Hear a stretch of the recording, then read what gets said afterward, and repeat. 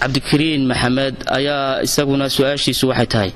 diintu maxay ka qabtaa mawlidka nabiga kaleey salaatu wasalaam in loo sameeyo ihtifaalaad waayo wadamada qaar lama sameeyo ihtifaalka sida sacuudiga oo kale nabi maxamed kaleey salaatu wasalaam intii uu noolaa muu sameeyay xaflad noocaas oo kala ah waqtiyadan baa la sameeyay mar walbana waxa inoo haboon sida aynu aakhire ilaahay uga nabad gallo wuxuu nabigu yeelay inaynu yeelno kaleey salaatu wasalaam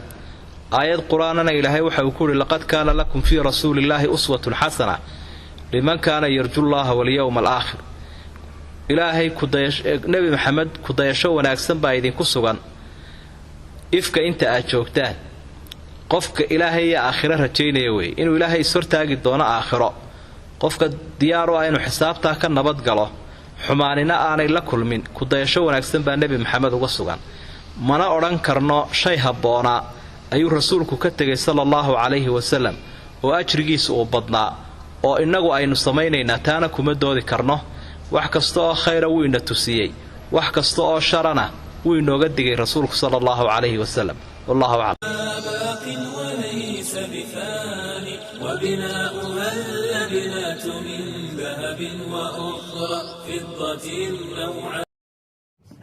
سؤال isweydiinta le marka ma aha nabi maxamed weynayntiisa kama hadlayno qofka muslimka ka doodana uu ku gaaloobaya waadix soo taasima qofka muslimka ee nabi maxamed weynayntiisa ka dood galiya uu ku gaaloobaya waa maxay marka ciladu xagee ka jirtaa ciladu waxay ka jirtaa maalinta in la xusaamo tahay qaab loo weynaynayo isku wada fursanay inaynu weynayno laakiin qaababkii layna faray inaynu nabiga u weynayno maalinta in la xusaamo ku jirta nabigu inoo ma sheegin isaguna ma xusin saxaabadii la joogtayna ma xusin taabiciintii ka dambaysana ma xusin madaahibta afarta culimada aynu ku naqaanayna ma xusin hadda xagee ka timi waa dambe muslimiinta badh ay la yimaadeen tusaalahan labaduba haddaan miaal aanu keenno mawlidku oo kale waxaa weeyaan wax sal iyo raadoo diinta islaamka uu ku leeyahay ma jirto walaa aayad qur'aan aanad ku tusinaynin walaa sunno nabi baana ku tusinaynin inay meel inta lisugu yimaado cunto la cuno ashcaar la qaado caawo dhan la soo jeedo rag iyo dumar isku dhexdarmadaan dadku jibboodaan waxaasoo dhan sal iyo raad toona diinta islaamka kuma leh qur'aanna ma sheegin sunno nabina ma sheegin idan waa bataatan dhammaantii bidca kulliya weeye oo maaragtay oo dadkii keena ay la yimaadeen taasoo marka waxaa weeyaan bidca xaqiiqiya leeyahay midna juz'i weeyaan ama waxaa weeyaan waa idaafo weeyaan qayb kamid ah asalka shaygan waa la baneeyay laakiin qaabkaad oo la timid baan la ogolayn oo shariicada islaamka bari ka tahay muxuu yahay nabiga kaleey salaatu wasalaam in lagu salliyo salligiisa ma'muur baan ku nahay oo waxaa weeyaan waana la amray ajir badan buu qofka helayaa qofka nabiga ku salliya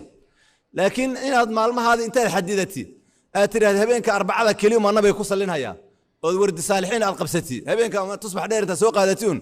caawa waa jamcada maartay kun maartay salli soo rida aad tiraahdo ama jamaacada soo keentay aad tiraahdi sameeya waa bidca weeye asal ahaan marka nabiga salligiisa asal ahaan wuu sugan yahay oo shariicadana way nagu beerisay inaan nabiga ku sallino laakiin qaabkii wali baa noogu sallinayna waa noo sheegay laakiin aan xilqa sameeyno oo dadka u xisaabno soo rida salliga nabiga dhahno Abdullah ibn Mas'ud وصحابة النبي